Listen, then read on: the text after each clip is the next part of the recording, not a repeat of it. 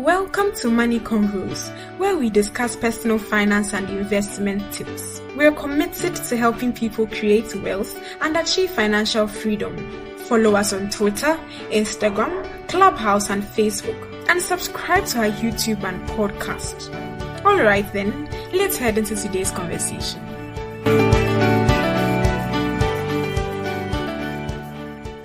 Hello, Elikev. Elikev. My phone. Oh, how far? Hey, Charlie, small objective question I ask you that they give me essay questions. I give you objectives.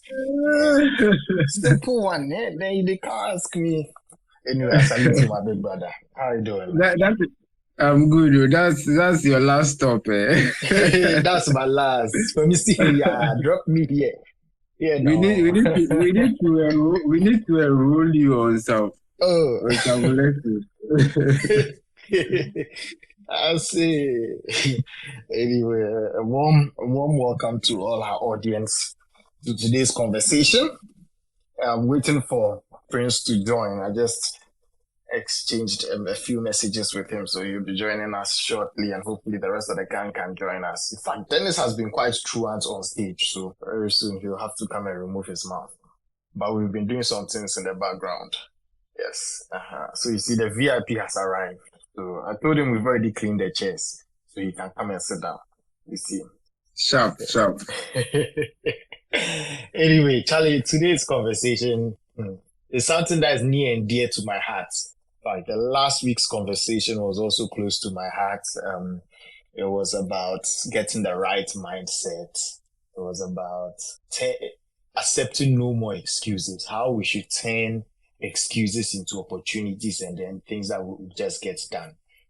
Dennis, I see you also in the audience. Feel free to come up here. I think we are all qualified to speak on today's topic.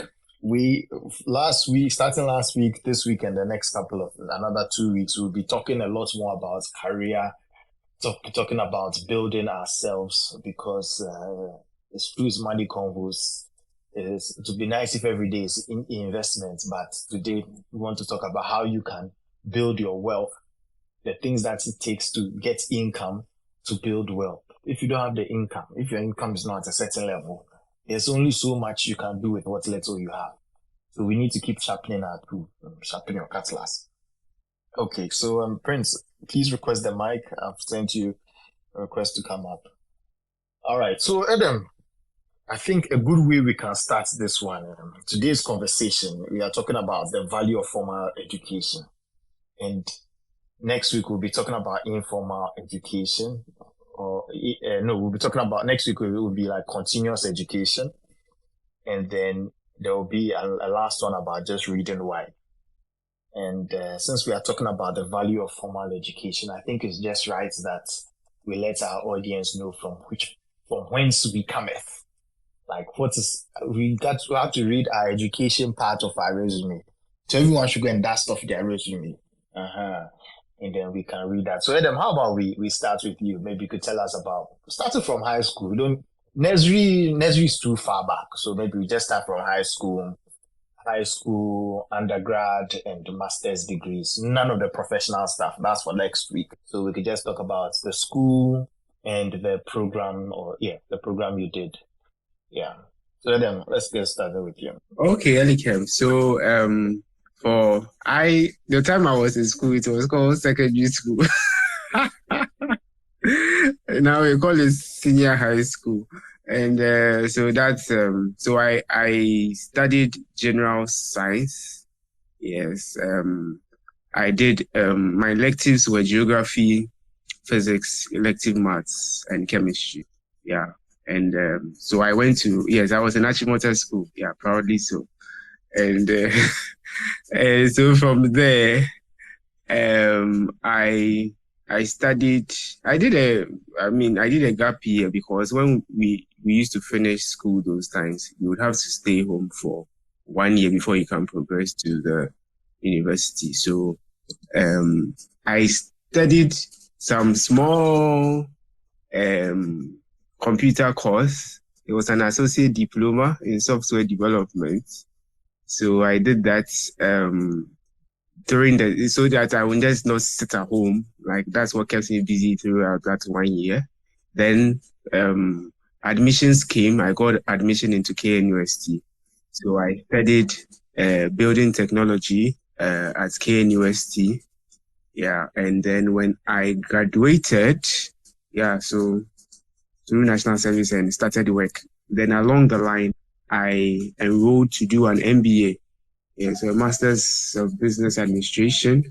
It was a generic MBA. I didn't specialize, even though my project work was mainly on project management. But I didn't go on to specialize in project management. I just wanted a broad degree. So that's what my master's is in. It's a master's, it's an MBA. Yeah. So basically, that's my academic. Those are my academic qualifications, if I should say. Yeah. Oh, okay. That's good. That's good. So you went to high school in the only school in Ghana, and then you avoided biology, went to do building tech in tech, and then you did an MBA. And then where did you do your MBA? Pardon? Where did you do your MBA? Where? Oh, okay. So it's Australian Institute of Business, but they had a partnership with Accra Business School. So you take the courses here in Ghana, but all the grading and everything was from faculty there in Australia. Yeah. Oh, okay. Okay. That's cool. That's cool. All right. So a master's also. Great. Okay. Before Prince comes, Prince Day, you finish that thing. Dennis, how about you? I heard you've done like 4 or 5 masters by now. No, please, I beg. And please, the comment you made about your school being the only school in Ghana. Boss, I will mute you. Don't even try it. I will mute you. I will not agree. I will mute you. I will not. you let's hear the school you went to. If you didn't go to a better school. So, for high school, I went to the only school in Ghana. I had my high school education at Springfield College, and I studied business. I studied business from 2016 to 2019 and got admission to UG in 2019 and graduated last year, 2023. So that's been my journey. I'm even surprised you're able to speak English. I'm surprised. That shows you how wrong you are about my school. No, wait. How wrong you are. Before we get to serious things, wait. Is it Prempe that recently won some robotics something? Yes. Do you know the interesting thing? Congratulations to you people. That's good. But in the Facebook post that I saw that thing, there were typos in even just the headline. Oh, Did you notice it yourself? No. Am I lying? It could be an admirer. There's no way to say that person. Come on. There's no way to show that person an alumni. There's no way to show it. It's just an admirer. I'll go and pull this thing out. Ordinary guy. It's okay. Congratulations. No problem. We were happy for you people. You went to represent our country and you made us proud. So congrats to Prempe people. Wonderful. So please, just a quick recap. So Prempe, which program did you do there? So I did the business in Prempe. Mm-hmm. Yes. Okay. Yeah. And then business also in University of Ghana. University of Ghana. Okay. Wonderful. Okay, University of Okonkwo. That's good. All right. Prince, please, how about you? Let us, this one, we need extra space on the recording devices. They should reload. Oh, I beg you. This one, we beg you, just keep it to high school and university. Right, else we won't finish today. I don't mind you, okay, careful. Right, good evening, everyone on the call. So I did business from in Sabah Secondary School, that is in the Central Region, and then I move on to go and do BSc, Bachelor of Business Administration, Marketing Option, UCC. That is all that I have for now. Thank you. So I don't hear any insurance in that one. You want to do marketing.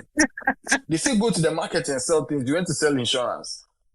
Hey. Oh, so apparently when I finished UCC, I wanted to pursue insurance based on some research I did and wanted to have a business in that line. Yeah, so that was when I started my insurance program, did the certificate with CI UK, did the diploma, went ahead to do Friends, the. you don't have to pause you here. We said if you start this thing, the show won't finish today. So let me end it there. Let me end it there.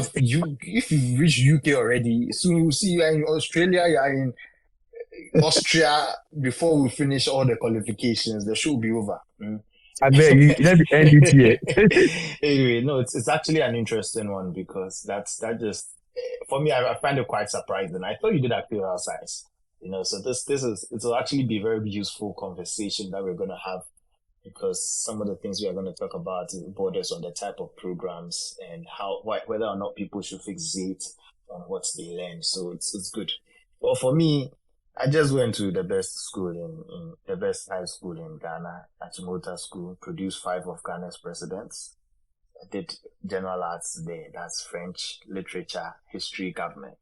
And then I went on to do BSc administration in University of Ghana with a banking and finance option. And I'm just a few days shy of finishing my MBA at Cornell University. So very simple, no long terms. Okay, so gentlemen, why have we gathered here? We have gathered here because every now and then it's interesting how these conversations they turn. On a Friday, if anyone for those who tune into a Friday, of course it's private, but you all know how these conversations go on our Friday preparatory conversations when we are planning what we'll talk about. I go off on a rant about something. And then I try to have a cool, calm conversation on Wednesday about it. Right? One of the rants I have gone on before is when people don't value higher education. And we'll be taking education in various parts from formal education. That's when you go to school, you get a certificate after it.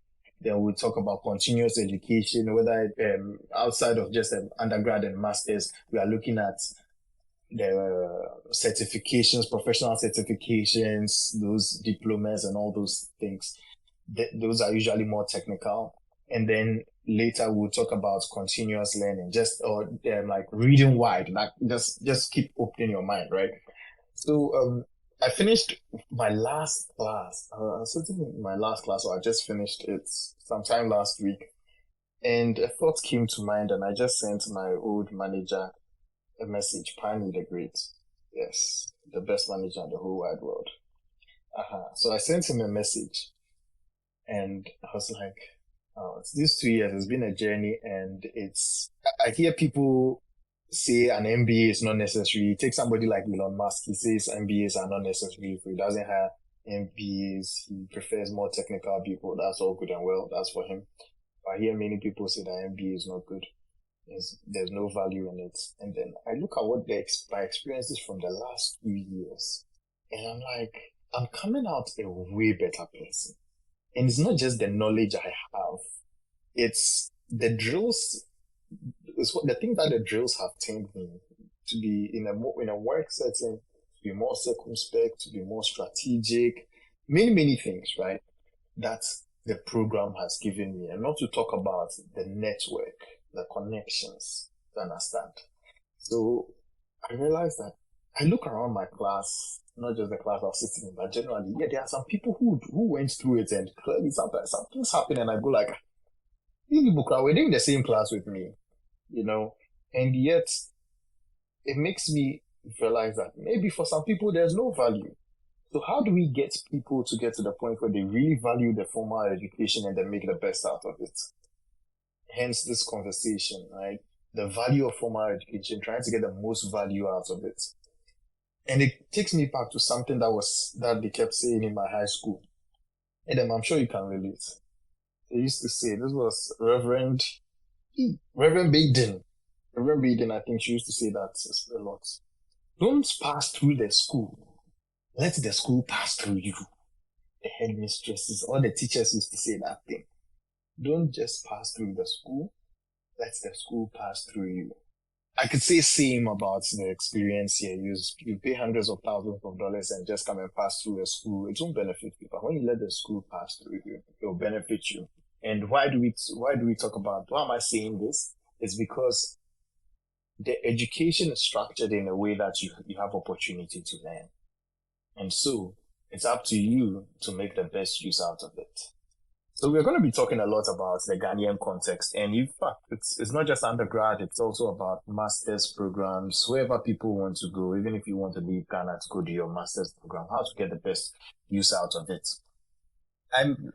Let us talk about our resumes, because just to let people know, okay, we've done this formal education thing. If we were to talk about our professional experiences, I know that we are all thriving. Dennis just came, but he came out of university with many job offers. You understand? And so we are thriving. And, the general narrative in Ghana is to complain about our education system. I 50% agree with the fact that our education system is crappy. But I also believe there are the other 50% that even if you make the best use of however bad it is, they are going to be way better off. Because I'm looking here at the panel, and these are people who've gone through it, and we are thriving. So a question my mother asked me some time back, you're complaining about the education system. You went through it. Why are you doing better? So I'll quickly ask, why is it that despite the complaints about the formal education, you went through it and you still came out good? So any quick thoughts about what parts of it still shaped you up to be better? We could start with Prince, because you want to do marketing. Okay. All right. So, for me, the choice of marketing, initially I was going to do computer science. That was what I was registered for. But I think before I started school, I was reading. I'm somebody who really wants to go into business, like start something, grow it, and then it becomes your own. So I was reading. I chanced on something, right? And the person was saying that if you can sell, you can create business. That is what I chanced on. So I got to the school and I went to change my course to marketing, right? That was the inspiration, right? Yeah. And I changed it to marketing. And I would say that I have not regretted it a bit. I've never regretted it at all. The marketing course I did, if I look at my journey so far to now, it's really helped me a lot. Because of that background, I think when I finished school, I was in the industry. I did my service. When I finished, you know how employers sometimes behave. Oh, we employ you, and it wasn't coming forth. So I went to the banking industry. This is with I had a job with Advanced Ghana. I think it's a savings and loans Ghana company, and I was to do loan disbursement. I mean, anyone who is in the banking sector, when you talk about loan disbursement, you know that it's not a small job. I mean, these are target-based jobs that you need to hit a certain target for you to earn certain, remuneration and all that. And I got in there, and that was my first time being in there. Though I've gone through the aptitude test, I've gone to write the exams, I passed, I started, and it was something that was challenging, but I was able to pull my weight because coming from the marketing background, I could market. I could come and stand in front of you and try to sell something to you and can convince you to buy. So I realized that if I had not done what I studied in school, it would have been a very tough one, because within that space of the time I was looking for work, I wanted to do insurance by all means, but it wasn't coming. So I had to look for opportunities that I can harness my skills on, and I chanced on this one, and I was able to get into it. Did much marvelously. So even when I had the insurance offer and I was leaving, The HR didn't. The HR thought I had found my rhythm. So if I found my rhythm, why am I going back to insurance again? You get it? Aha. So for me, I think the courses that we do, it shapes us in a certain way. I think from my end, I think the dream was quite. At the onset, I knew I wanted to be in business. So I went to study business. I got to understand a lot of things about business before I went to federate at UCC. When I finished, I was like, oh, if I have a business, definitely the business will have a product. How do I make sure I sell this product? So let me be good at selling so that if I'm to create a company, I know that I can sell the company to other people. I can sell the product of the company to make the company a great one. So for me, basically, that is where marketing has brought me, and now it's something that target work has become a thing of me. Every time it's target, every month is targeted. I become part of it. Yeah. So I know other people don't like target work because it's so stressful. You have to be on top of your game. I mean, you're all over the place. But for me, I've come to like it. I've come to love it, and I'm doing it month on month basis. So I'm good. Yeah. That's good. So you studied marketing and it gave you certain skills that even though you were in a different kind of role, different industry, you were able to apply those skills that you learned from marketing to make you excel at your current role. I like that. And that's a theme that will keep coming up. Transferable skills. Okay, great.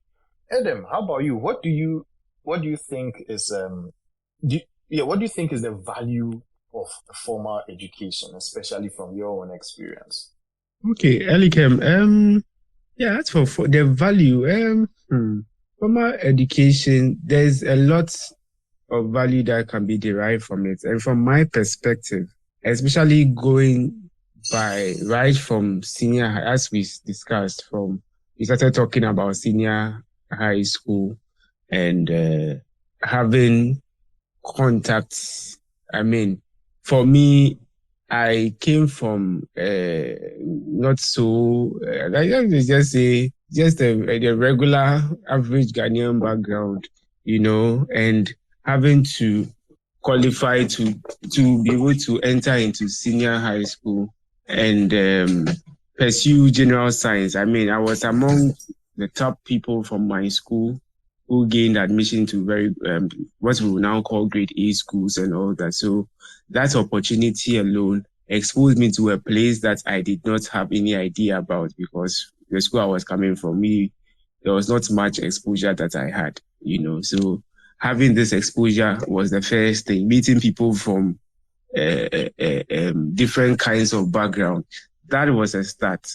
Then also, you started to study much more into detail that whole experience but I didn't have a very good start in the boarding house, but subsequently it was okay being able to, because that was basically like the first time away from home, learning the discipline of waking up, laying your bed, doing all of those things, all these house chores they give you and all that. Those type of things, as you pursued the academic work, was preparing us for something ahead of us. Then through to university, my course was such that we did a lot of borrowed courses. Like I did an economics course, I did an accounting course, I did marketing course, all as part of building technology, because our profession is such that you need to understand quite a wide range of things. So that alone piqued my interest in other areas, and made it that I liked to get information concerning other areas, not just being a technical person straight like that. And also the networks. I mean, while we went through university, meeting other people from other departments and all of that. Now I have architect friends, I have engineer friends, I have medical doctor friends, pharmacist friends, all of that circle. It's just a matter of picking a phone and then you get somebody who did this, who studied this, who did this. And, that's for me is the value of going through formal education. Especially, I know you can have formal education at home. Now people homeschool and all of that, but when you go through this type of system, yes, we have all the things we say about, like, one of the shocks when I went for in the room, how small the room was and the inconvenience of it. All those things, yes, there are things we can always point to. But if you look at a bigger picture, the opportunities that were also available, the things that we also studied, and some of the lecturers, the nuggets they kept dropping while they are teaching. For me, those are some of the most interesting parts of school, when you have a lecturer giving you some nuggets beyond just what is in the textbook or what is within the curriculum. Then you put all those things together. Life is such a complex thing, and there's so many dimensions to life that you need all these plenty small things to come together, that's for you to make a complete person. So when you get all these little things coming, yes, we may not have Ivy League school standards here in Ghana, but look at the number of people who have come out of this same Ghanaian system and have made it to Ivy. I mean, even on this call, we have Ivy League graduates. So it just tells us that there is some kind of benefit and some kind of value that is there. We just have to probably work harder than the average person in maybe an advanced country. But it doesn't hurt to work harder, okay, until such a time when the system improves such that there will be such a good quality and it will be accessible to all. Whatever we have, we can make the best out of it, and also hold people to account to be able to improve the system for us so that it gets better as we go on. And also when we go through these systems and we see the negatives, then when we also rise up to places of influence and authority, we know what it is that we went through, which we did not like, or which was not the best. So we can be able to now make improvements. And for us, like, that for us from Achimota, they tell us that we should go forth to be living water to a thirsty land. So definitely the land is thirsty. There are things that are not up to scratch, but that is why we are also coming. And that is, for me, it's one of the value of education, that you can come out, even if no matter how bad the system is, you can still come out and contribute your quota to make it better than you came to meet it or than you went through it. Okay, so that the next generation will have a better opportunity and will also be able to improve it. And that's how continuous improvement helps to take us to the next level. Yeah, Elikem. At this point, I vote for you to be president, Adam. Yeah, this is very touching what you've said, and it reveals a whole lot of things. Yes, we need to be living water to a thirsty land. Something that Dennis in the school he went to, they can't relate. So it's all good. Anyway, one of the things that you said that really touched me was in that let's take university, because I think with a high school, people we've just come to accept it that people will go. Then the bone of contention becomes university. Within those 4 years, so many things happen that we take for granted. Like Adam said, it's a whole lot of little things that come together.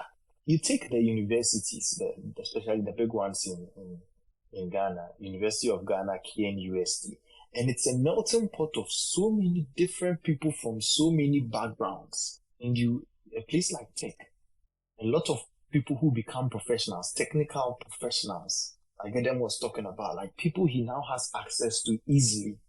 If you don't go to university, it's left with you and your family and your church. And then you come and say it's about who you know, and you complain that you don't have connections.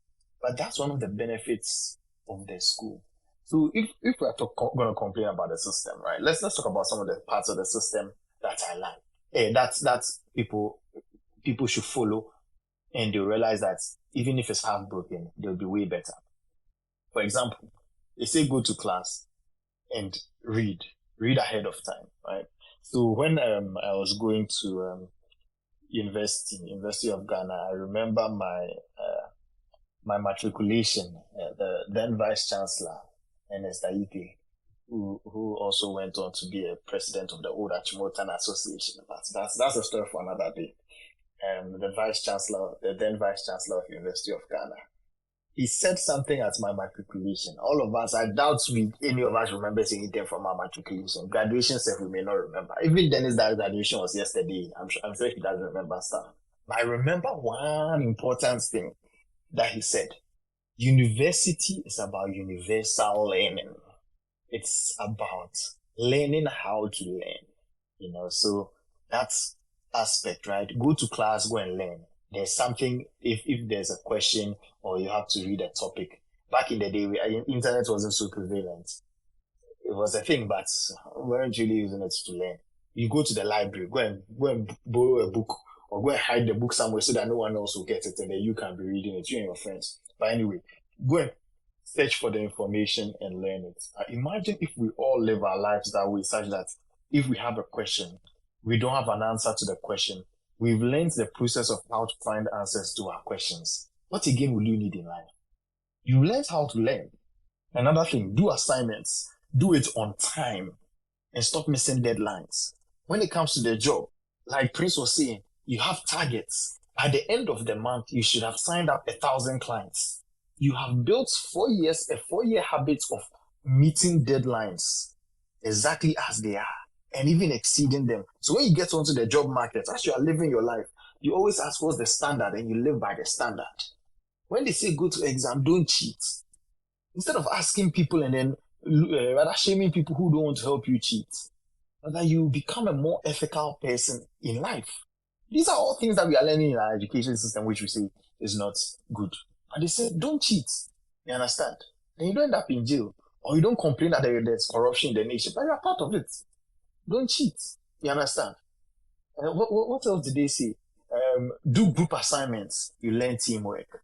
You don't be the person who won't participate and you frustrate other people. You actually come and you learn teamwork. These are skills that you learn. You're just doing the thing that you're supposed to do. These days, presentations are a big deal. You go, you do your presentation. You're learning PowerPoint skills.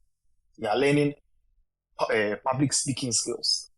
So there's so much in even the system that we think is broken that if you practice, you'll be way better off. There are so many other things I could mention, but let me pause at this time, go to Dennis. Dennis, you came out recently. There's something people say that, when they finish university and they start working, the work that they do has nothing to do with the course that they learned.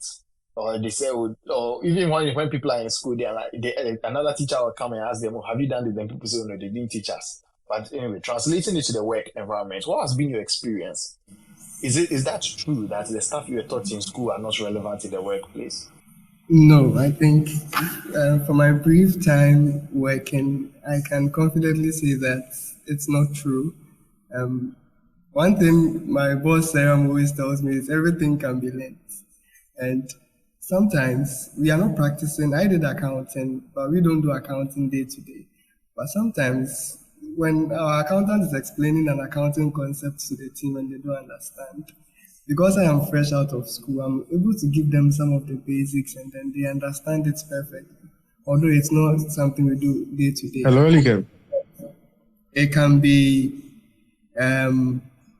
something about politics or diplomacy. We have someone who did politics or diplomacy here. They can explain the politics going on in the country to us perfectly and we can understand everything. So it's fine if your daily job does not reflect what you did in school, but there are pockets in time or there are times where that knowledge comes in handy. No knowledge is useless. It's a way for you to take advantage of such opportunities, and no knowledge is useless. You must also always try to learn what you can whenever you can. So for that assertion, I do not agree. Wonderful. So all these things are practical. And I'm even surprised even with the accounts. You're not even like building financial statements, financial modeling. When it comes to investments, if you're in the investment space, all is accounting. Your sales, revenue, your expenses. The account, the proper an accountant will say debit and credit, all these things, but of course you'll be looking at it from a different perspective. So I remember an experience when I was in I think it was final year, or was it third year? I think maybe it was third year, or Christmas break, one of those, third year or fourth year. We had just studied fundamentals of investments. Dr. Eliklimi Agloyo, very big man. I think he's a professor now, or I'm sorry, Eliklimi. Yes, very cool guy. We had gotten to the end of the class, and there was a topic he wanted to teach, valuation. It kind of brings all the principles together, how to value a company. Like someone asked, is MTN a good company to buy? Is Shell a good company to buy? Is Goyle a good company to buy? Is Stanchart a good company to buy? Put it all together. You've learned all the basics. That will put everything together. And we didn't have enough practice with that. So he said, you know what? This is what he's going to do. He's going to give us an assignment. And for this assignment, we can do it in the vacation. It's an optional assignment. We had to do it in groups the group was like 5 to 10 people, so large groups. And he said, if you are able to do this, this assignment is value a company. It's a real life company. He was actually a director of that company. He had already done the valuation. And so he wanted us to follow the principles of that we learned in class to do the valuation. So form groups of people over the vacation. And those days, the Christmas vacation was pretty long for University of Ghana. All you have to do, find a way to get it done, right? And if you do well in the valuation, in that assignment, if you didn't do well in the mid-semester exam, he will trade your score for the score you get in the valuation assignment. If you do that valuation assignment and you don't do well, you don't lose anything. So really, you have nothing to lose except your time. But in terms of scores, it's just an opportunity for your score to go up. But practically speaking, it's an opportunity for you to practice what you've learned in school. I was shocked at the responses people had.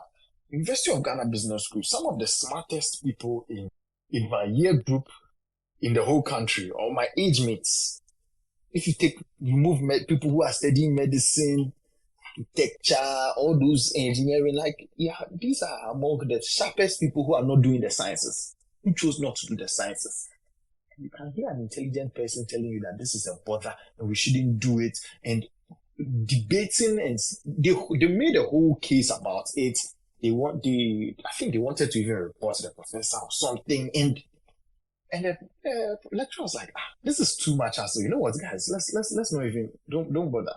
No, don't do the assignments. But a friend of mine said, Stana did it, and she and I attempted it.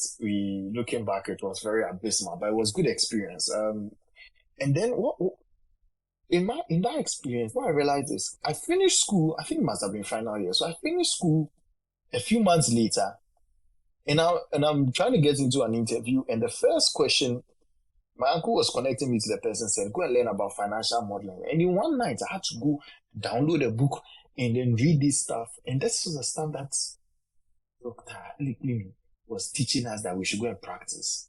Now, would I not have been in a better position if I had practiced it in a safe space with a group to assist me than the night before an interview? Come on.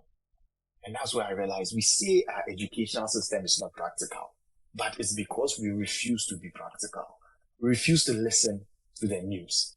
Dr. Bokpin, Professor Bokpin now, back in the day, will start finance classes with discussions about the news and relate everything we learn in class to the news. And yet, we want to say our education is theoretical. How would someone go and do any subject in the sciences and come and say it's theoretical? Maybe in the sciences is different. You can't say that. In the sciences and engineering. As law, can you say that? Humanities, is it you studied English? Are you telling me that I didn't teach you communication skills? Guys, we need to start seeing the value and be more practical. All right. Anyway, I think Dennis, you wanted to say something?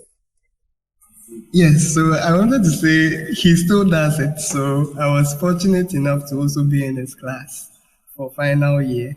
And he also gave us the same offer to learn valuations and all those things. So he started in class. He would come and ask, how did the stock market do one week or the other week. And those who showed interest, which I was a part of, he grouped us and asked us to come to him anytime with questions we may have. He gave us regular assignments and all of that, even gave some internships at Tessa Capital, where he's the research lead. And fortunately for one of us, one got an internship at Jeffries through SEO. So his name was Derek. So he was a living testimony of like the efforts Prof did. And this was all in final year. It was even because of him that I got interested in investments. I was all about accounting till final year. So I think those, if we are fortunate enough, people like that who are forward thinking also have a lot of impact in our lives. Ali, that's a serious testimony you've given. Dr. Eddie Prim there, God bless him wherever he is at right now. I can just picture his smiling face. I'm happy he didn't stop that thing. And, you know, and this was in a time when he started this thing and he was getting a lot of opposition. So it just goes to show you, if people are telling you that people finish university and they don't have jobs, please, there are jobs outside. Somebody went and followed the same process and they got a job in Jeffries, and it's a highly coveted role. Yeah, even here in Cornell, to get an internship at Jeffries. Hey. Well, it's very tough. You get me? And yet somebody will go to University of Ghana, not HSCO, University of Ghana, and get an internship at Jeffries. Come on. It makes us ask ourselves, are we really making the most out of this? There's an opportunity. A professor is willing to nurture people under his guidance. If you don't go to a university, you lose out on some of these opportunities. So that's a good experience, Dennis, you've highlighted. All right, let's keep it moving. So at this point, I want to talk about some myths or some skills that we've learned, right? So one of the skills, I had my cousin, a younger cousin who just started university just this academic year. Is the academic year over? Well, she started somewhere in January or so. And she said, she asked me about a dilemma. She's in school, and when she goes to class, she can answer the questions that the teacher asks, but she feels some type of way answering all the questions. She feels like people will think she's too known, she's a know-it-all, people will be looking at her some type of way. And then they offered me an opportunity to have a certain serious conversation with her. But let me throw it at you all. Let's start with Prince. Your younger sister comes after a few weeks in school and says, this is what she's going through in school. Doesn't want to be a goody two-shoes. Think about the value of education. What would be your advice to this person? I think it's something I faced myself way back on campus, because I want to answer every question that the teacher is asking. So you had a position here and there, but I didn't let that deter me. I still kept doing that because it will be very not nice for a lecturer to ask a question and everybody will be sitting down and I know the answer and I'll sit down. It wouldn't be for me. I wouldn't stand up for that. So for that, I will encourage. I will tell her to always answer the question. If one thing, and also one thing about me is that I don't. Whatever you think about me is within your head. That one, it's not my worry, right? So I'll say it. If I say it and I'm wrong, the teacher will correct me. So whatever you are thinking about me being too knowing and all that, it really doesn't bother me. What my focus on is I'm there to learn, and a teacher asks a question, and if I know the answer, I'm definitely going to respond to it. Good one there. It reminds me of this time. Was it 2 weeks ago? He said it's not written on your forehead. Even if you don't know the answer, it's not written on your forehead. And then, what about you? Any more advice you would give to this younger person? Yeah, it's like this type of situation. A lot of people we face these kinds of situation. For me, when I went to uni, they used to call some people Pharisees.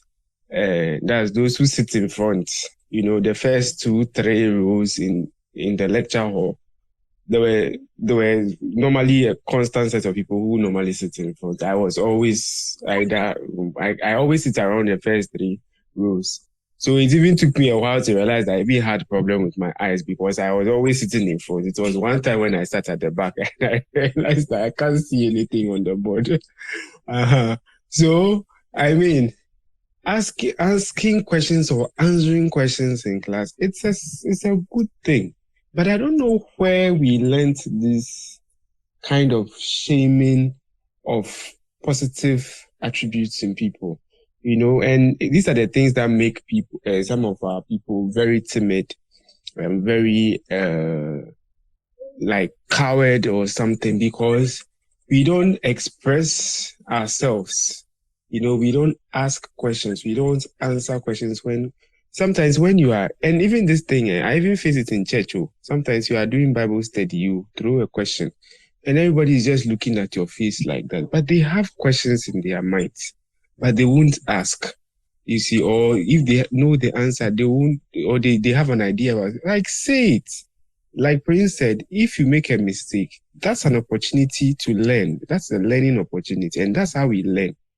Same way on the job, when I'm dealing with younger people, I expect that when you have a challenge, you should be able to speak up and ask, oh, why is it that this was done this way? And you see, it is all these things that make us learn. You develop what we call an aptitude for learning. Like you have an inquiring mind, an inquisitive mind in the positive sense where you try to probe things or you try to like bring out suggestions and all of those things. That's how we learn problem solving. But if you sit back and say because people are going to be laughing at you or people are going to be passing those kind of funny butt jokes about you, then you would not be able to come out of yourself and reach out to become a better person. So at least for us, if we can encourage people within our circles that, look, when you're in school, I don't know where that idea came from.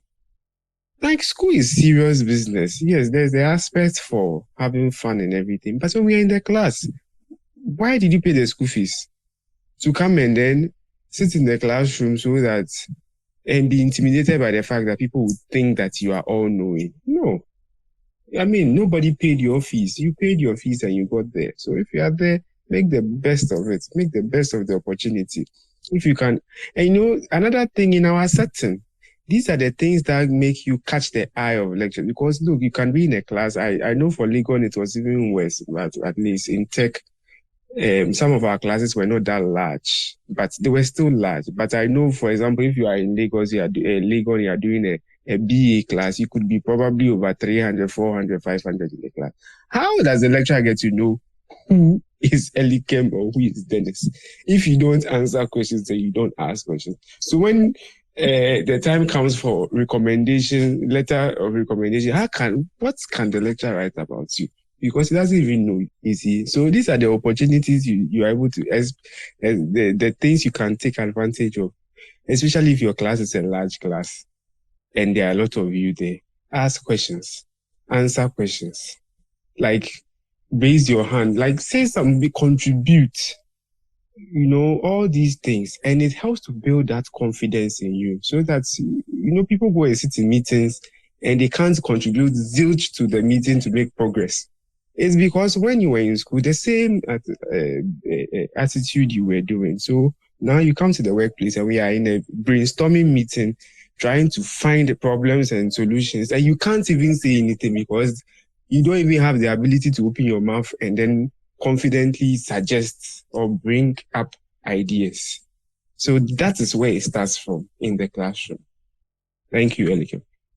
All the points I was going to say, you hammered on every one of them. From the point of don't waste your parents' money or your own money if you are paying for your own school fees. Get the most value out of it. So the things that the skills that we practice in school to build us into good workers. For me, I don't see you going to university just as getting a first class. No. It's not about only the academics. That part is bare minimum. You have to do it. If you write profession student, then you have to excel at your students. Then get straight A's. That's fine, right? But then being someone who is a good worker. Now, I'm not saying good employee per se. If you be an employer, that you still have to be a good worker. You don't just sit at home and expect people to be working for you. You have to build a business into something.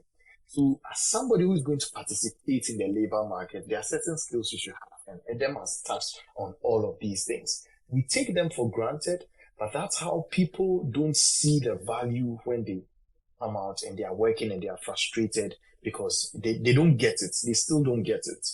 You are not speaking up in a meeting and you expect people to just know that you are smart. How many times will people ever ask you if you had a first class after university? Rarely ever has anyone asked you. There are people who used to think I had a master's just because I used to speak up. I mean, now they can't do it. You understand? So that's how you demonstrate your excellence, and you also, by speaking up, by engaging. It's not just speaking up; it's also about engaging in such settings. That's when you get the attention of the right people. Dennis gave that example where when people showed an interest, the professor grouped those people, put them aside, and said, "Look, I'm willing to help you some more. Reach out." But if you don't engage, how will you get that kind of assistance? I once had a younger friend complain that he went to work somewhere and the manager didn't give him any mentorship. The manager helped mentor some other people, and the manager was talking about it, and he was angry. And I might ask, did you ever raise your hand and ask him, "Boss, can you please mentor me? Or can you help me?" Or go to the person with questions? No, you did not. You understand? So let's put our necks out there. Let's push ourselves. Let's just look at, okay, what needs to be done and overcome it. And I know it's tough for people who are maybe shy, or you've gone through this education system, you've gone through our entire culture, which makes us pretty shy and calm and reserved and not as aggressive as the Nigerians are, So it will take a while, but the school setting gives you a chance to break that habit one step at a time. Yes, there will come a point where you say this person is hogging the mic, where the person is always talking, the person is just being truly a know-it-all, not giving other people a chance. But for a lot of our people, that is not even a problem. I will even have to say, okay, you have to balance it. There's no fine line for some of our people. They are so far away from on that spectrum that we need to come close enough to the middle before we start talking about, okay, this is when you should speak, that's when you should speak. So anyone who is in college, anyone who is in any master's program, any formal education, start speaking up. All right? Start speaking up. And actually, to improve the quality of your education. When I look at my program here, it involves a lot of discussions, classroom interactions. And the professor may have had a line of direction of the conversation, but because people engaged, they spoke, they asked questions, they gave experiences from their life. It brought out way more information that the professor didn't even plan. And sometimes the professor will say, "Wow, I've been teaching this class for 20 years. I've never thought about this particular point." And it makes the experience better for us sitting there, and it makes the experience better for the people who are going to come after us. So guys, let's engage. There are many benefits to the system, many benefits to us. And once we build ourselves into people who can participate, productive members of the labor market, that's when we can start commanding way more benefits, way more salaries, way more bonuses. This is how we participate. And the last thing I'll talk about, like a way that we can benefit from engaging, all right, not just speaking up in class, but engaging, that is how you help your memory. It's not just true Paul pass. A lot of things I learn, and it's not because I read them in a textbook. When I read it in the textbook, I probably forgot. But it's because I asked the question about it. Because I answered the question and got it wrong, I will never forget that day. I remember the word friend. I will never forget the spelling of friend. Me and Dr. Daniela Oseanani. So we're best friends back in the day. We were the only people in class 4 to write, and then we spelled friend wrongly. And the teacher came and embarrassed us in the class. I'll never forget that day. But of course, I don't look back at it and go, and you feel bad about it. I look back at it and I know that I'll never spell the word friend wrongly. So these are certain markers. When we engage, we put markers in our brain that helps us understand things better. In fact, there's even this experience of tutoring. Dennis, let me quickly ask you. I'm sure you probably had this experience. Dennis and Prince, and you people, you have that behavior. How did you tutor people when you were in school? And how did it affect your educational process? Dennis, you want to start, then Prince will top up. Yes, I think I briefly did some tutoring in final year. So all this inspiration also came from being in Prof. Eli Fleming's class. So I was really enthusiastic about stock markets. I just discovered GSC, the valuations and all of that. And people were asking me, how do you source for information? Because I'm really good at that. Where to look for information? They were looking for information on stocks, on where to find the share price and all of that, and they were not finding. So the group that Prof grouped us into, they put me in charge of going research, looking for data for the evaluations, and I was teaching them the website, where to get the info from, and then all of that. That was the brief tutoring I did. That's good. And how did it help you? Do you think it made you a better, looking at your profession right now, what you do right now, do you think the fact that you had to go and teach people made you a better person? Yes, it has greatly made me a better person because I learned to speak up. So even here in the office, when senior people are asked, because of the environment we have, anyone can ask you anything, even the CEO. So when they ask, I'm not afraid to share my opinion. When they ask, even if it's as simple as, where did you find this information? I'm bold enough to tell them. Whenever I have an opinion, I'm free to share it because I've been given the opportunity to speak up in certain small groups, and now in large groups, I'm able to share what I think. So it has really helped me. Look at that. And right now, you're here on this stage talking to thousands of people who listen over the next couple of weeks. Prince, how about you? I can totally picture it. Thick, tall, black man. And all the girls, oh, Prince, come and teach me. Prince, come and teach me. I mean, some girl they catch me before. I was shocked, but still they come and catch me, come and teach me. But how about you? How did you benefit from that? I think for me, I think I have that. I like it when I'm teaching other people, right? So right from school up to my professional course, I have really mastered the art of sharing ideas with people. People can gather. Oh, Prince, come and help us with this subject and all that. And I think because also I was doing it more when I was writing my professional exam, because I was doing it with a lot of older folks. Yeah, so sometimes the learning cry is not papibia. So I will, because they're always tired. So I'll go and learn it, and then they'll call me, oh, Prince, come and help explain this concept to me. Teach me, what is it? I'm doing this assignment. How did you go about yours? We brainstorm, then we share ideas, and then we do it. And for me, it really, I mean, there's no stage that you give me that I can't stand and talk. Like literally anywhere you put me, I can come talk to people, make sure that what I'm coming to present to you to is also of value, right? Yeah. And in the industry, it has helped me in a way that there are people who reach out to me that I don't know them from anywhere. They will reach out and say that, oh, Prince, I needed this help. I contacted this person. The person says that you are the one who can help me. And sometimes it might be an assignment that, a coursework that she's doing that needs to be submitted in a specific time, right? So, Prince, can you help me work out this?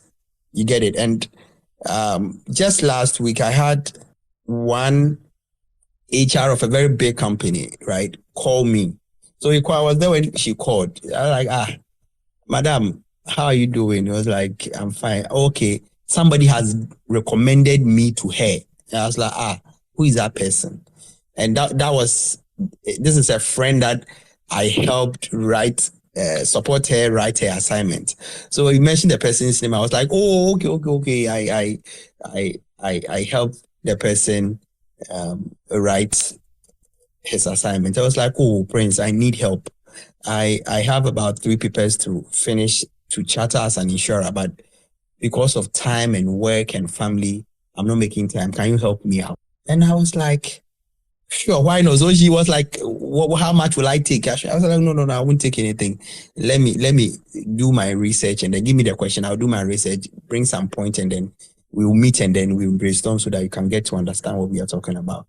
And I feel that such a person, do you think if there's an opportunity in a very high profile in the same organization that he feels that this one, Prince can do it? Like he will literally just give me the job. Like this one, there will no be interview book. There will no interview me. So for me, I think trying to teach people, trying to share ideas with people, it will go a long way to, impact your life. You develop your confidence. It will create relationship for you, and it will open bigger doors for you that you wouldn't know where it will land you. Thank you very much. Thank you, Prince. Teaching people has opened doors for Prince, has expanded his network. People refer to him. Charlie, it's good. For me, the benefit of tutoring people really is, before I speak, I need to master something. So it pushed me to master things so that I could speak. And when I teach people and they ask me questions and I can't answer, then I go and learn more and I come back. So it's a certain loop. People think I'm helping them, but they don't know how they are helping me. And that's something I encourage people to do. I didn't like group discussions. I think group discussions after 30 minutes an hour is just waste of time. You understand? It's just vibes on vibes, and I used to be a solo learner, but when it's time to practice, and it gives you a break from the boring monotony. Like there were a few ways I was learning, or I learned. One, you read the textbook before and after class, all right? Secondly, do the assignments. It helps you practice, do drills. Look at it from different ways, all right? And then YouTube or something visual or tutoring. So there are many ways we can get our brain to keep seeing the same information over and over again to help us master it. And tutoring is definitely one way to go. Okay, so we're going to start wrapping up. There are a few more concepts I just want to talk about. There's something that when we talk about education, people say, and it annoys me. So I may go on a short rant when people say, even Pythagoras theorem, what do we use it for? Hey, Pythagoras theorem. I think we take some of these things so literally that we don't open our minds to think outside the box. You take something like Pythagoras theorem. What it teaches you is that there is a more efficient way to get to something. And in fact, we all live this life, especially in our home country, where you grow a nice lawn and people will teach you about Pythagoras theorem. And yet we complain that we didn't use it for anything. Just look around at all the green grasses and you will realize that we all understand it, and yet every day we are dirting on it. We say it's not good. We didn't learn anything. All the things that we learned in school was not useful. How about pupil teacher runs over 100? The formula for simple interest. Principal times time times rate over 100. We really did learn practical things in school. But because people don't want to actually think beyond definitions, think beyond an exam paper, we don't want to practicalize these things. And when you start asking yourself, okay, what's the value of what I'm learning? Even Pythagoras theorem, right?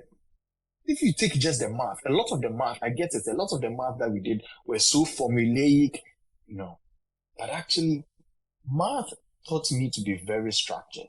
A lot of times people think me being structured, it's all about my nature. Yes, part of it is my nature. Yes, like I can see it from my genes, the way my parents are. So very, very strict, straight, right? In certain regards. But math taught me a lot about problem solving.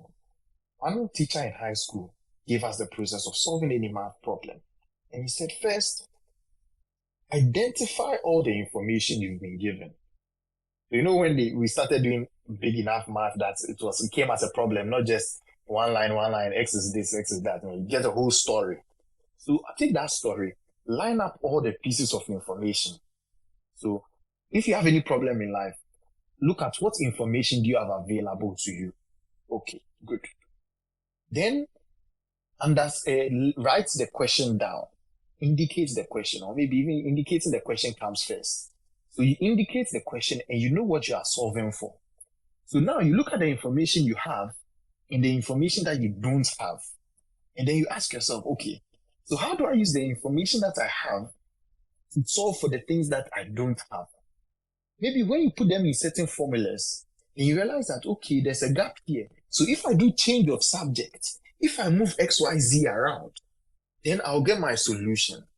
I may be talking in terms of math, but think about it in a general life. Maybe you've come out of school, you are thinking about a career, or you are going through your career and you don't have a problem at work. I don't know how to solve this thing. Okay. So first thing is you don't know how to solve something. Okay. What do you know? Anything that is remotely close to it. Drill yourself. Ask yourself, what do I know? Okay. Last time when I went to see the accountant, he said ABCD.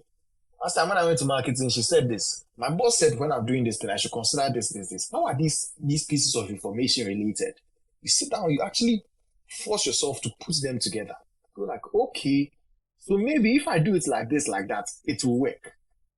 You try it doesn't work. You try it another way. You keep changing subject. Then you realize that, you know what, I don't have any information. Let me go back to somebody else who can give me the necessary information. You gather more information and now you can solve it. Now somebody will walk you through. So do ABCD, do ABCD. And you will get to talking to somebody who will say, oh yes, when I had this challenge, this is how I did it. But when you keep operating from the point of I don't know, you never get to problem solving. And these are certain processes that we were taught back in school. We were taught a lot about processing things, being structured. So it's up to us to tap into those problem solving skills and to help us in our general life. You get me? So yeah. In terms of the social aspects too, we've touched a bit about the social aspect. Adam talked about the networking and all that. Just briefly, can we, Prince, can you just touch on some of the social things that maybe you may have done in school, some associations, and how those things have helped you in the rest of your life? Okay, so I think for me, way back on campus, I did a lot of the church stuff. So I was involved in a lot of church things. So I was the Pensa president. I was SU2. I was I had a position at SU2 as well. And then when I go to the university too, it was the same thing. Had a position at Pensa, and so within all this regard, I think what it helped me with, as I said, developing my capabilities and my people skills. When I'm leading a group of people on campus, it's not easy. Everybody and their problems. I mean, why didn't you come to Pensa? Somebody will give you 1,001 kind of. So I got to understand the human nature of people, the things that drive people to do certain things, and the things that also influences them not to do certain things, right? So right from school, I could fit in to understand people, the kind of behavior people execute when we find ourselves in organization and stuff. Yeah. So getting to understand people was not a big problem. Getting to work with them was not a big problem. Being a team player, where I find myself, it comes naturally. Like if you step in my organization, I mean, you ask of Prince. Everybody know Prince is the guy who is always making you laugh. Prince is the guy who is always giving you solution. Even if I don't, I have to go and look for it and come and give it to you. So some of the positions that I held, I think it's developed by my human relationship skills, my confidence as in talking. It wasn't easy during those periods. I remember there was a time I was supposed to preach on campus. We used to assembly Monday morning. We will call you to come and share a short word of exhortation. So I was called, hey, Pensa president, come and give us some word of exhortation. And I quite remember it wasn't easy. So when I mentioned the quotation I was reading, Then I said, I mentioned like I was so frightened, and I mentioned the name Irene. So I'm saying I read, and I said Irene. Hey, my goodness, come and see on campus. Hey, Pensa president is having a girlfriend. So he has mentioned her name at assembly. It was so much. And I was so like, the confidence was not there. But I did it, kept doing it. And I could go to church, and they will give you the pulpit that they preach. Come and lead. And I mastered that thing, and I mastered it, and it has become part of me. Now, I don't... there's nowhere you put me that I can't function. There's nowhere you send me to that I can't. There's nobody I can't talk to. Right? So I think developing your confidence level is very key. Wherever you find yourself, if you are somebody who wants to be seen, you are somebody that you want somebody to know that, oh, you are putting across impact. I mean, you should be able to develop your, confidence. People in organization, people that you hear their name, they are people that are making changes, they are striving for it. Today they are here, tomorrow they are there, they are doing something positive in their life. So for me, it's been a plus for me, doing those things up till now. Yeah. That's some really good stuff. Skills that we learn by being in these organizations. Some people even look down on religious organizations, so that didn't contribute so much. It's not like you're changing, bro. All these skills that you've learned, that's amazing. Adam, how about you? Especially, did any of these experience, your social engagements on campus, give you opportunities to fail without having lifelong consequences, so that you can start learning from failure? Yeah. Hello, Elikem. Yeah. It's something I even tell the youth at church most of the time, that I encourage them with like volunteering to do things, because at our small settings, that's where they can make mistakes, and I tell them that we would laugh at you. When you make those mistakes, we would laugh at you, just so that it will ginger you on, so that you would not repeat those mistakes on a bigger scale. And true, it's something that came. I served, just like Prince. I also did a lot of church work on campus, and there was one time if I had it to my neck, I even resigned. It was such a terrible time. I even resigned. I remember my leader coming to my room and coming to tell me that, oh, why you resigned? He was encouraging me and everything. Yeah, because I said, look, I've had enough. But looking back, these are things sometimes you look back and then you laugh at it, and because the delicate balance, trying to balance school and active church activity was not that easy in the beginning. It was quite tough. Fortunately for me, when I went in first year, my brother was already in final year, so he had told me, he knew that he had made some few mistakes, and he told me that, look, this work on campus, I was worshiping with Lighthouse, and anybody who knows campus mission church, or how aggressive, like intense it is if you are serving as a shepherd or any kind of thing. So it took a lot of time, but he gave me one advice at that time, how to utilize my time. He said, look, the nights are not yours, so make sure you maximize the day. And that thing stuck in my head, how to maximize my daytime. And then, because I knew that in the evenings I was mostly available for church activities and everything. And there are times when you think you've done your best, and then maybe things have gone wrong, and then Charlie, you are blasted and you are faced squarely and all those things. But you see, at that level, it was just a small group, maybe a few hundred people, a few 50, 70 people. So making those mistakes at that level does not have, like you say, lifelong consequences. You have the opportunity to learn from those mistakes and then be able to correct them and then become better. So I did a number of things. I did treasurer work. I was in the choir also. I did so many kinds of different activities, administrative work and all of that. And all through that, you make some mistakes. Sometimes you are queried here and there, but all that was to help and to prepare me, because now out of school, in church, I do a lot of things at church back home here. And a lot of people look at it and wonder how easy. I said, we didn't start it today. Some of the things, we started it from SU, Achimota school days. SU. And now I read announcements at church and people, I see people come up to me and some people say they want to go to talk in public and everything. I started reading announcements at Achimota school dining hall as a prefect,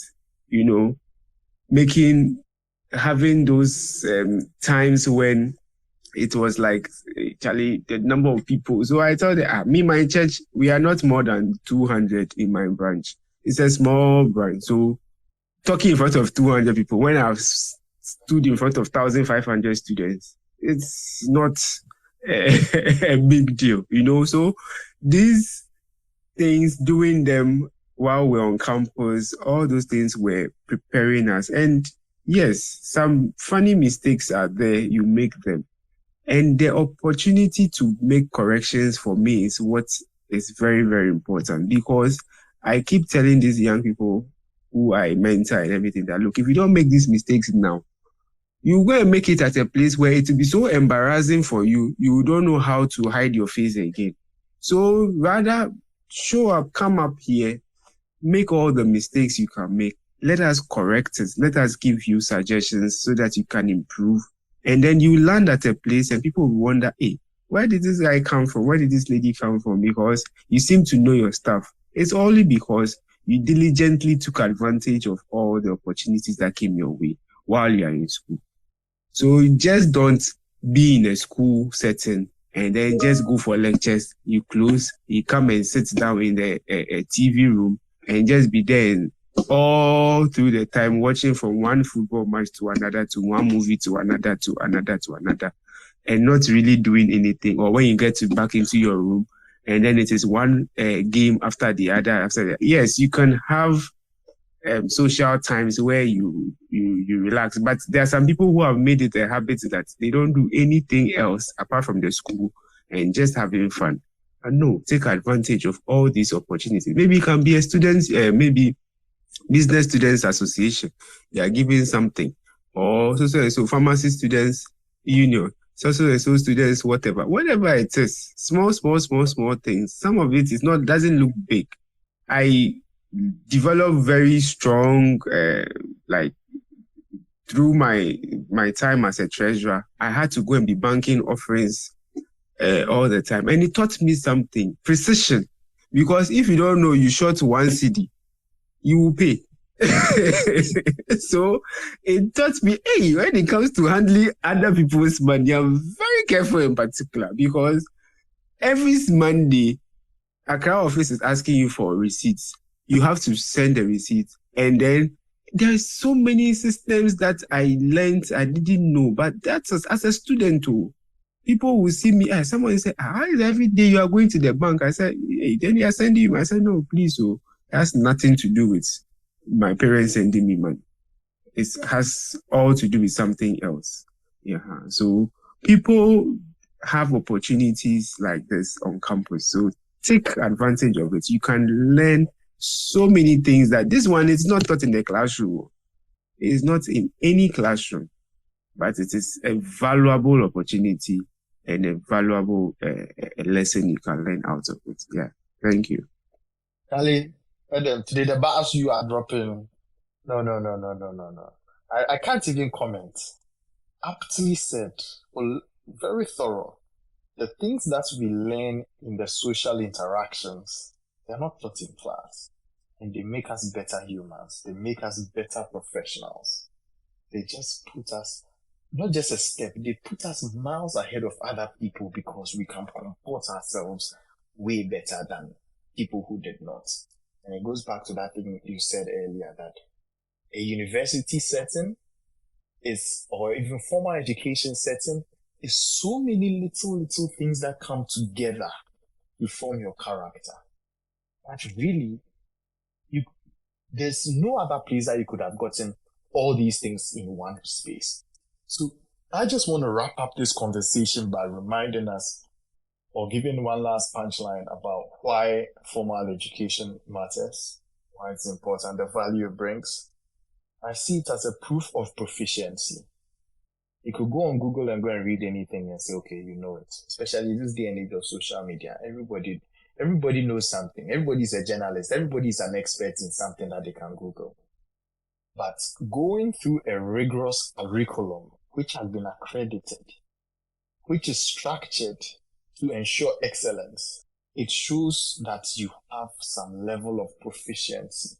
The degree is not just a paper. It is a testament to the fact that you went through a rigorous structure over a period of time. And in fact, the more rigorous your school is, the higher the pedigree of the school, fine. The more value people would regard that degree. All right. But generally speaking, that formal education going through, because people go through and they fail. People go through and they drop out. But you sticking through there, it shows us that you really have that baseline of knowledge upon which people can build on top of. You understand? Also, it gives you a chance to prove yourself.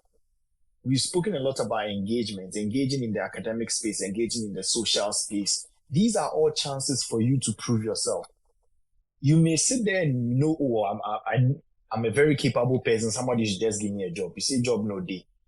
But take Dennis, for example. From the time we invited him to be an intern for Monday Convos in December 2022, from that time, he proved himself, and we took his resume, and he had proved himself in school. And it was all proof. You are given an opportunity, you take the best. You make the best out of that opportunity. You are given an assignment, you make the best out of it. You keep proving to yourself. You prove to your professors that, look, you are good at this. Then when the professors get an opportunity, this bank is looking for internship, that company is looking for internship, somebody is looking for this, somebody for scholarship. You've proven yourself already. You've done the work. These are opportunities that formal education gives you. A chance to prove yourself every single day. And lastly, which is very important, definitely not the least, the network. Universities are a place where thousands, in fact, in the case of University of Ghana, for example, tens of thousands. When I was there, it was like the population was 30,000 in that small bungalow area. 30,000 people. Now, I'm sure it's doubled. People from diverse backgrounds. You will not interact with everybody. Of course not. But that's way more people than in your church. Way more people than in your family. Way more people than in just your high school, which if you're sad and if it's unfortunate you went to prep, very small. I understand. I'm just picking on Dennis, but you get the idea. It's an opportunity to mix and mingle with so many people. If you have parents who are like this, when I was growing up, my mom would ask me, oh, how do you know this person? She would always expect that people I know should be from school or from church. When I got to university, she just stopped asking. Because I was like, what do you mean by where do I know this person from? Because from entrepreneurial things, from the lungus that we were, from the parties, from the hanging out, from church, all the myriad of people, then a friend of a friend who is not even in the university will come and hang out, and we'll go and do this, we'll go and do that. The people I have access to, and because I was a president of an association, the hundreds of people whose phone numbers I had, who I could send broadcast messages to, that even if 10% respond, it's a significant chunk of people. The network, you can't go wrong with the network. And having people that you can call on will make your life a whole lot better. So, people, in case you are wondering, there is a lot of value to formal education. Be it high school, undergrad, a graduate program, formal education, a strict curriculum, accredited, coming out with a certification, a degree. I think there's value to it. And I strongly encourage everyone to pursue it. Pursue, especially when it's graduate level, then you have to make sure you're pursuing stuff that are relevant. For undergrad, it's allowable for it to be general, but graduates get more specific. Anyway, thank you all for listening to us. It's been a much longer session because this is very important. Next week, we'll be having a conversation about continuous learning outside of the formal setting. What else can you do to upskill?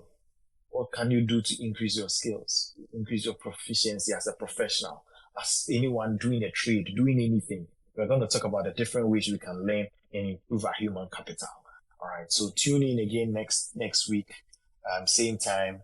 And until then, do check us out on here on Twitter. Follow us on Facebook, Instagram.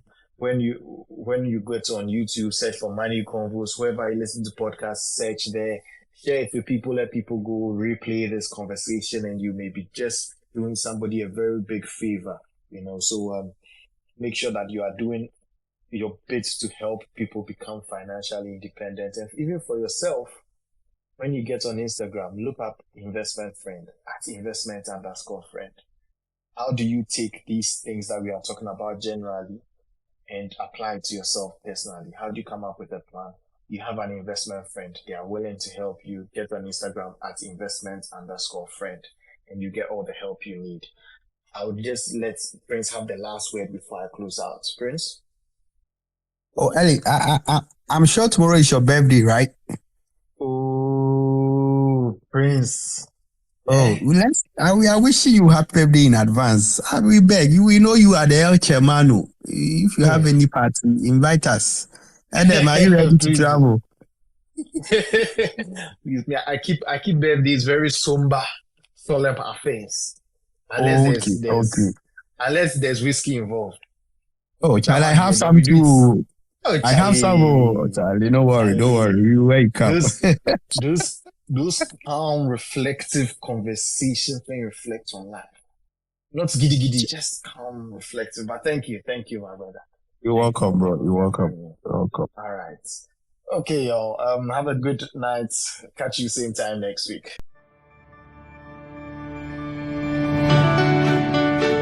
Thank you for taking the time to listen to our thoughts. I hope you learned a thing or two and start practicing. Don't forget to follow us on Twitter, Instagram, Clubhouse, and Facebook. And subscribe to our YouTube and podcast. Do tell a friend about Money Convos so we all become wealthy together. Talk to you soon. Bye.